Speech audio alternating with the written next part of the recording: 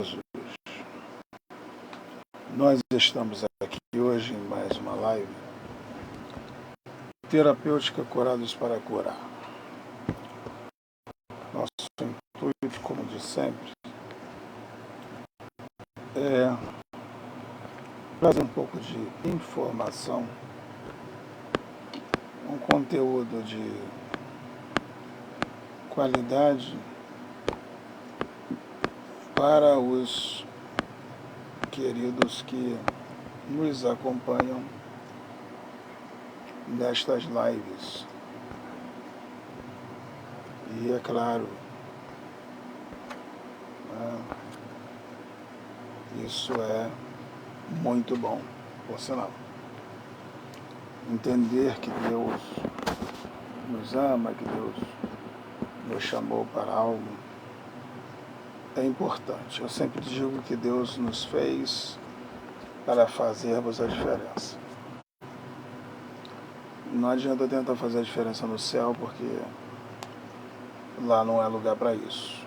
Lá é lugar para quem já fez a diferença enquanto viveu aqui. Bom, nós estamos falando de feridas na alma. E nós estamos abordando 3 tipos de pessoas que mais são vitimadas ou vítimas, como você queira, desse tipo de anomalia.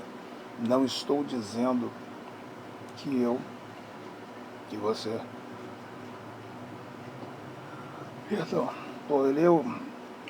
que eu e você não estamos sujeitos a isso. Pelo contrário, todos nós estamos sujeitos a isso.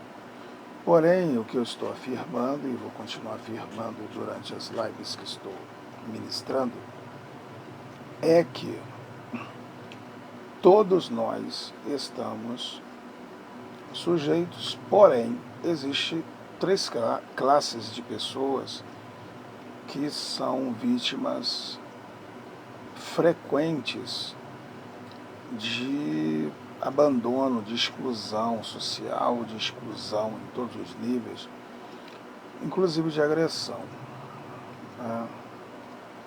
Agressão. Que são as crianças, são os idosos e os deficientes físicos. Perceba que eles sofrem preconceitos, dependendo da situação,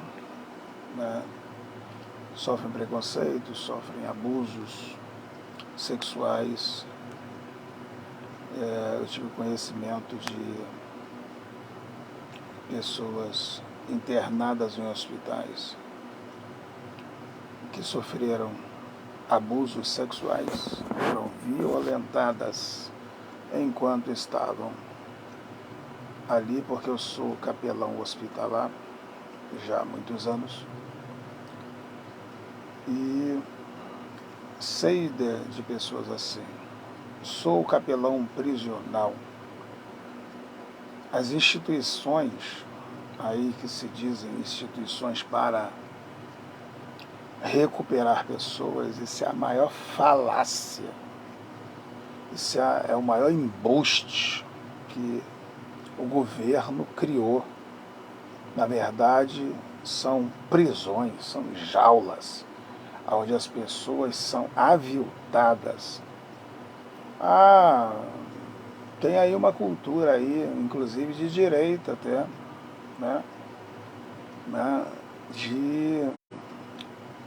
de um lado uma cultura de direita que apoia a morte deles e apoia cidadãos andarem armados e atirando. Interessante que na semana passada uma senhora evangélica estava com uma arma, uma pistola dentro da bolsa, junto com a Bíblia. E ela foi ser assaltada, ela foi assaltada. Não levaram nada dela, não deu nem tempo. Que ela abriu a bolsa, quando o rapaz apontou a arma para ela e rendeu ela. É lógico Como render uma mulher cristã?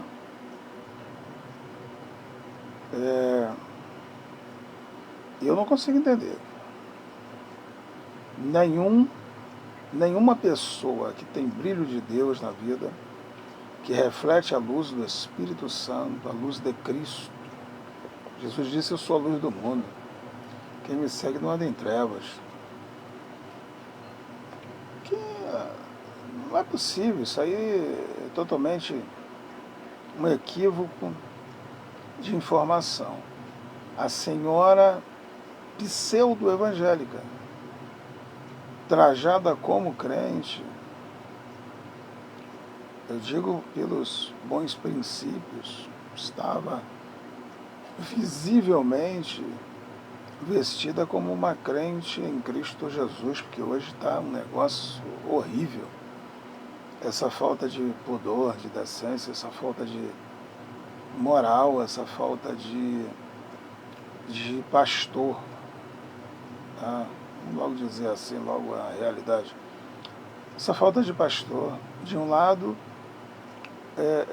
extremistas, do outro lado, extremistas, um de direita, vamos dizer assim, né? Porque hoje é o dito, é o jargão popular, direita e esquerda. Então, a direita é conservadora, a esquerda, todos os dois são extremistas.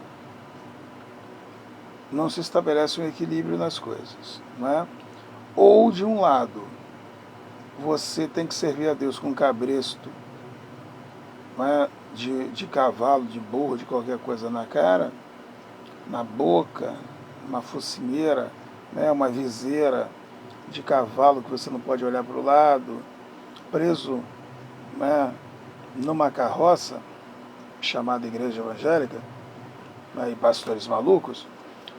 De um lado você vê isso, não pode nem ver televisão, não pode nada, não pode se atualizar, não pode se embelezar, não pode fazer nada, porque tudo é vaidade, tudo é pecado, só não é pecado engordar bolso de ninguém. Do outro lado, nada é pecado, pecado é só não dizimar também.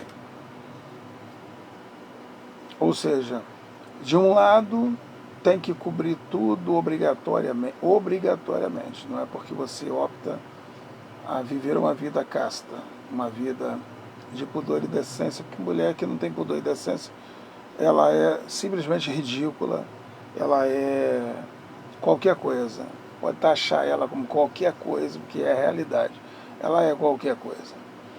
Do outro, mas isso tem que partir dela, isso tem que ser um ensinamento que veio de casa, isso tem que ter sido um ensinamento que ela adquiriu até do próprio Espírito Santo, que diz como eu devo me vestir, me portar, como eu devo, né, me comportar, e por aí vai. O Espírito Santo, ele faz isso. Do outro lado, tem o retardado extremista, que diz que você pode até ficar pelado dentro da igreja, pode até fazer sexo no estacionamento, no banheiro da igreja, não tem problema não, contanto que você dê uma oferta gorda, dê o seu carro, dê o seu apartamento, contanto que você faça qualquer coisa, lá tudo bem, lá não tem regra, não tem ética, que a ética é padrão, né? Quem não entende isso, não entende nada. Né? Quando se fala em ética, se fala em padrão moral, limites. Isso é ética. A ética impõe limites. A ética diz que existe uma regra. Né? Existe um perfil, a ética diz isso. Bom, existem lugares que não existe nenhum perfil de nada, não existe um padrão, não existe nada. Do outro lado, existe o que bitola as pessoas, tá? Ministério da Caixa. Coloca as pessoas dentro de uma caixa lacrada e pronto. A pessoa vive escravo. Né? E, sim, eu vou logo taxar aqui, logo o terceiro segmento. O terceiro segmento é aquele que ele, ao mesmo tempo que ele não tem ética, não tem pudor, não tem nada, ele também rotula tudo à base de profecia, revelação e por aí vai. Tá? Ou seja, é outra loucura também. Então, tudo isso está trazendo problemas psicoemocionais nas pessoas. Eu não estou encontrando pouca gente que tem reclamado, não. Eu tenho encontrado muita gente. Essas lives têm sido feitas porque eu tenho encontrado muita gente reclamando dessa situação, reclamando e fora, né? Gente que está saindo de dentro dos templos, estão indo para a rua, estão indo ficar sem Deus, sem vida com Deus, sem comunhão com Deus, porque não existe comunhão. Né? A cabeça não pode ficar descolada do corpo, desligada do corpo, até porque a cabeça é que governa o corpo. Jesus é a cabeça da igreja. Nós somos os membros, nós somos o corpo de Cristo. Bom, se eu me desligo da igreja, todos nós temos mão, dedos, né? Cada dedo não é igual ao outro. Isso significa que todos os crentes são diferentes mesmo. E a mão está grudada no antebraço, que está grudada no braço, que está grudada no ombro, na omoplata e assim, né, no trapézio e assim vai. Está ligado, né? Nós estamos todos ligados, como disse Paulo aos Efésios capítulo 4, nós estamos ligados pelas juntas de medula. Veja bem, então, todo o corpo precisa estar ajustado. Nós precisamos de rins saudável, fígado saudável, nós precisamos de pâncreas, nós precisamos de vesícula, precisamos de tudo isso, estômago, intestino grosso, intestino delgado, nós precisamos de tudo isso, aparelho reprodutor, Deus fez tudo completo, aparelho circulatório, o coração tem que estar bombeando legal, tem que estar tudo funcionando bem para que o corpo funcione bem. Mas interessante é que o corpo só vai funcionar bem se estiver ligado na cabeça. Bom, o corpo de Cristo se chama igreja. A igreja é a reunião de membros. Tá? Ó quão bom e quão suave é, Salmo 133, verso 1, que os irmãos vivam em união. Tá?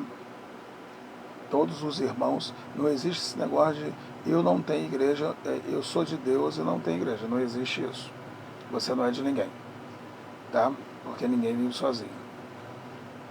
Interessante que eu li essa frase hoje mesmo no WhatsApp de um amigo, né?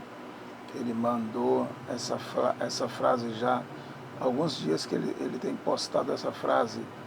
Ninguém faz nada sozinho. Ninguém vive sozinho. Então preste bem atenção numa coisa.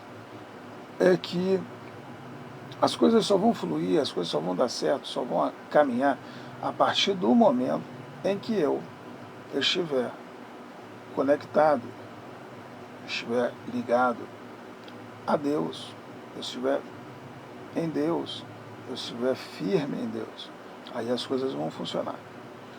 Do contrário, nada vai funcionar, nada vai fluir.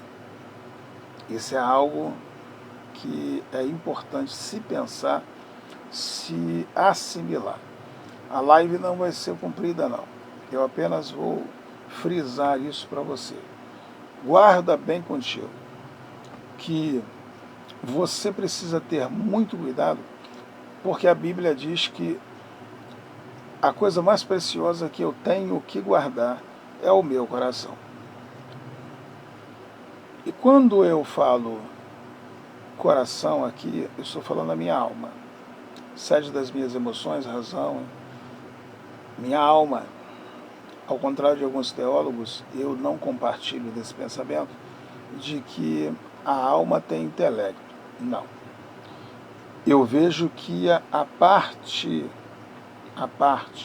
do conhecimento está no espírito, não na alma. A alma, ela tem Concupiscência, como disse João, como escreveu Tiago, né? E escreveu João, né? Desejos, apetite. Paulo mesmo também fala isso aos Gálatas, capítulo 5, né? Que aquele que anda no Espírito não cumpre o desejo da carne. Ezequiel 18 diz que a alma que pecar, essa morrerá. Interessante que eu percebo que a alma, ela tem impulsos. Ela tem impulsos. É aí que está o grande quê da história. A alma tem impulsos. E, normalmente, a alma te leva a pecar, porque a alma tem desejos, apetites e até desgovernados. Bom, é por isso que o culto tem que ser racional. Né? Não interessa o que se pensa a respeito. Quando eu falo culto racional, eu falo de culto espiritual. E espírito aqui é com E minúsculo. Bom, se é com E minúsculo, então é o espírito do homem. Somos tricotômicos. Espírito, alma e corpo. A razão está no espírito. Deus soprou no homem espírito de vida, não alma. É lógico que ele se tornou alma vivente a partir do momento que foi soprado nele o espírito. Tanto que, se você for observar, os animais, eles possuem apenas alma e corpo, não possuem espírito. Nenhum animal possui espírito. Eles são guiados por instinto, não por inteligência. Pode quem quiser discutir o assunto, eu não estou nem aí, leva seu conceito para onde você quiser. Eu vou guardar no meu coração a questão ruach, no grego, espírito. Ruach Kadosh, Espírito Santo. Espírito é soprado, ele é como vento. Por isso que eu entendo que quando Deus soprou nas narinas de Adão, soprou nele o Espírito. E ele passou a ser uma alma vivente. Veja bem, quando ele sopra nele o Espírito, o que aconteceu com ele? Para e reflete. O que houve com Adão? Adão, então, passou a assumir uma posição de liderança e passou a governar. Deus disse para ele: governe. Deus nunca vai dizer para um animal governar nada. Deus nunca disse isso. Tanto que foi Deus que guiou os animais para entrar na arca. Que Noé construiu, não é a arca de Noé, mas a arca que Noé construiu. O primeiro transatlântico, feito sem ferramentas adequadas, né, para uma construção daquele porte. Mas Deus o guiou de forma rústica, ele fez instrumentos. Meu Deus, eu tenho maquita, eu tenho serra tico-tico. Poxa, tem hora que você pega uma madeira, meu Deus do céu, dura, que a maquita esquenta. Você imagina aquelas madeiras e ferramentas, praticamente ferramentas abruptas, para você trabalhar, cortar aquela lenha.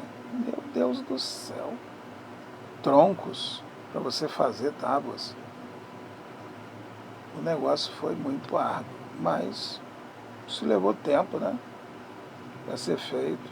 E betume, ter que aquecer betume, se não pegou num lugar já, né, com cratera quente, né, como as águas termais, né, se não pegou assim já ele num estado vulcânico, se não pegou assim, pegou ele duro, como eu fiz muito esse tipo de trabalho, inclusive antigamente se impermeabilizava a laje para tirar a infiltração com betume, e a gente tinha que acender um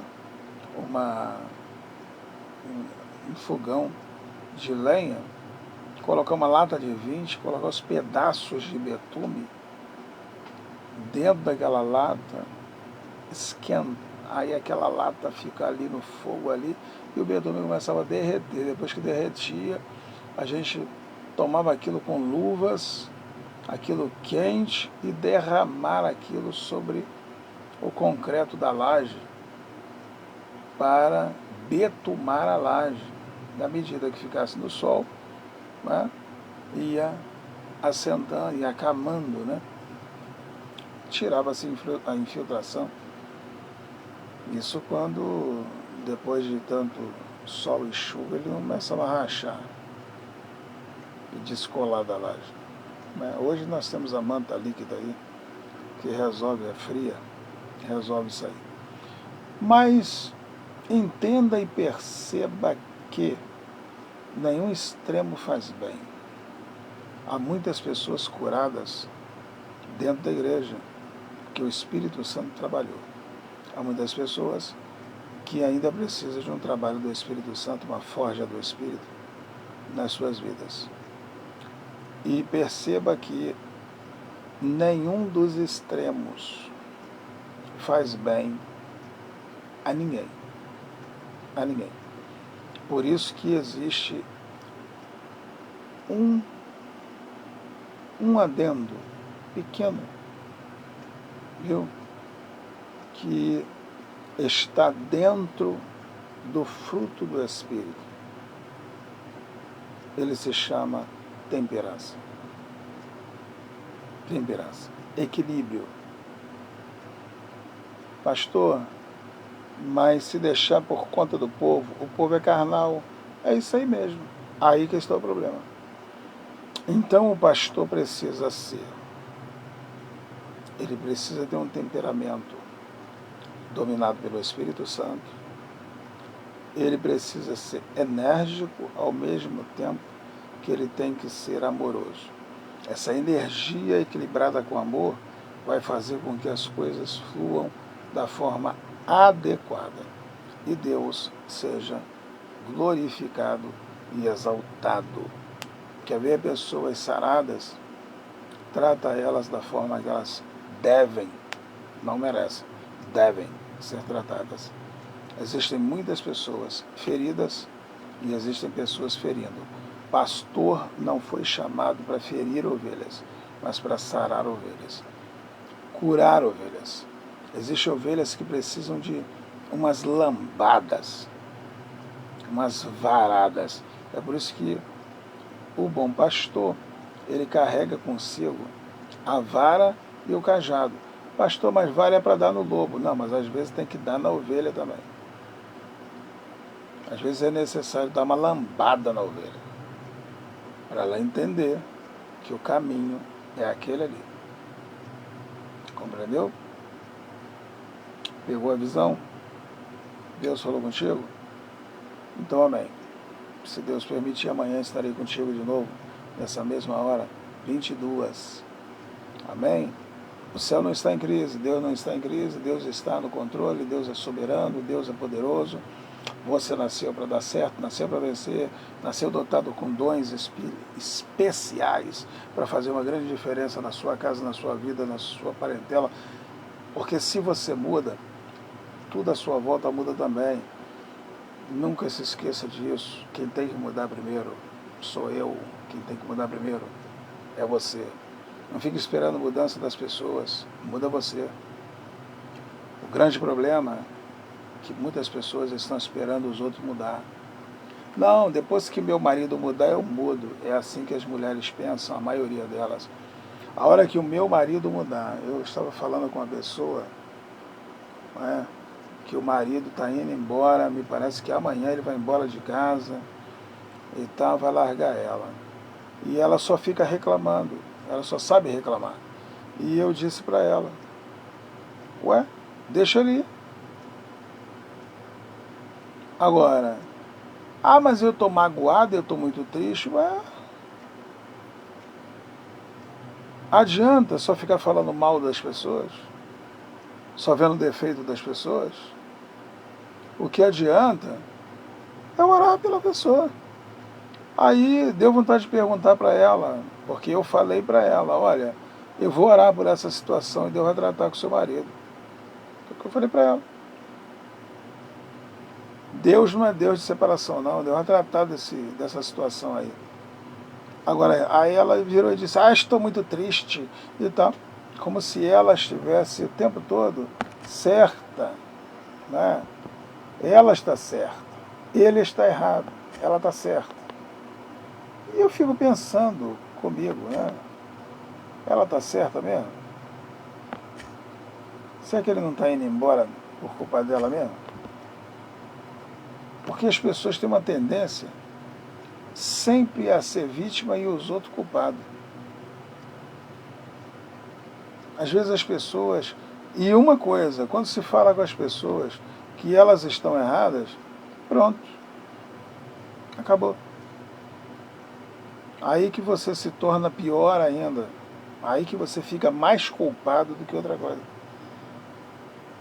Eu mesmo já estou de saco cheio com esse troço a vida inteira. A vida toda eu lutei contra esse tipo de pensamento das pessoas e eu sempre ministrei sobre as pessoas, sobre a vida das pessoas, exatamente sobre isso. Gente, vamos dar lugar a Deus, vamos permitir que Deus faça o que Ele quer fazer, o que Ele deseja fazer. E a glória será sempre dele, em nome de Jesus. Porque você nasceu para dar certo, nasceu para ser feliz, nasceu para ser mais do que vencedor. Eu abençoe.